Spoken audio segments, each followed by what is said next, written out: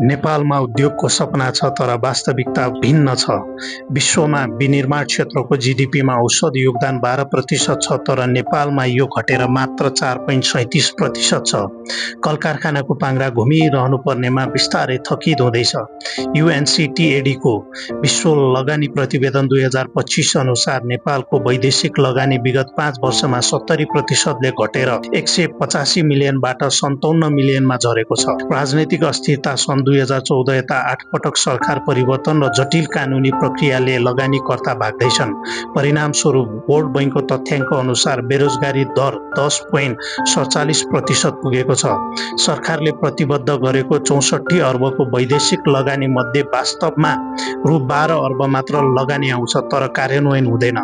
तर आशा छ अब 2024-25 को पहिलो 10 महिनामा एफडीआई प्रतिबद्धता 33%ले बढेर रु 56.78 अर्ब पुगेको छ, जसले 17,746 रोजगारी सिर्जना गर्ने अनुमान छ। भ्रष्टाचार घटाउने, कानुन सरल बनाउने र लगानी मैत्री वातावरण बनाउने हो भने नेपालमा कल कारखाना पुनः चल्न सक्छन्।